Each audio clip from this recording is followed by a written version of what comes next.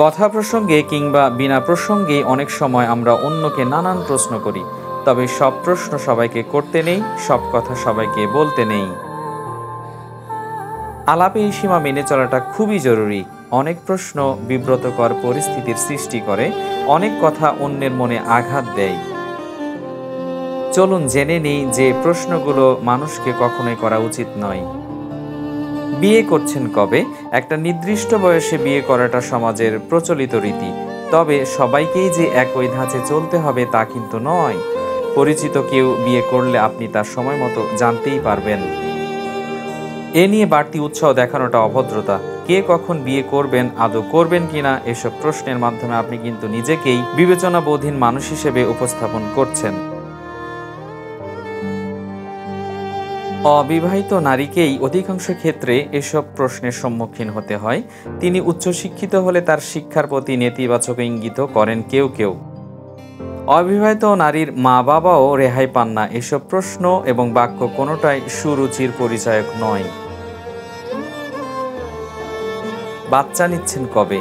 বিয়ের পর কোন দম্পতি কখন সন্তান নেয়ার পরিকল্পনা করবেন এটা তাদের ব্যক্তিগত বিষয়। আবার পরিকল্পনা করলেও তারা কখন মা বাবা হবেন তা কিন্তু নির্দিষ্টভাবে কেউই জানেন না। শারীরিক অসুবিধার কারণে অনেক দম্পতি চিকিৎসাধীন থাকেন। এসব উটকো প্রশ্ন মাত্রই তাদের জন্য মানসিক আঘাত। সংসার করতে পারলে না তো? বিবাহ বিচ্ছেদ হলে কাউকে এমন প্রশ্ন করতে নেই যা তাকে কষ্ট দিতে পারে।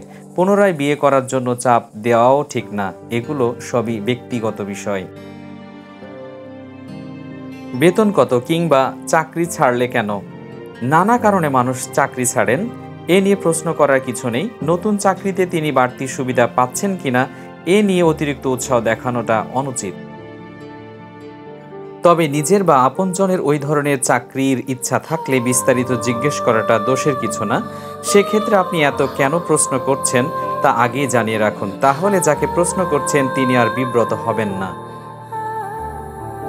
অনলাইন বিজনেস, ফ্রিল্যান্সিং বা ভিন্ন ধারার পেশায় যাচ্ছেন অনেকে। এতদিন ধরে তাহলে এত পড়াশোনা করে লাভ কি হলো? এ জাতীয় তাচ্ছিল্য মার্কা প্রশ্ন কখনোই কাউকে করবেন না। কেউ শখের জিনিস কিনতে ভালোবাসেন, কেউ মানুষকে কিংবা প্রাণীকে খাওয়াতে ভালোবাসেন। এই সবের পয়সা কোথা থেকে আসছে তা জানতে চাওয়া কিন্তু রীতিমতো অভদ্রতা। অনেকে বয়োজ্যেষ্ঠ পিতামাতাকেও সন্তানের পেশা বা শখ নিয়ে কটু কথা শোনাতেও ছাড়েন না। এ ধরনের কথা বলা থেকে বিরত থাকুন। ও কেন ওখানে থাকে?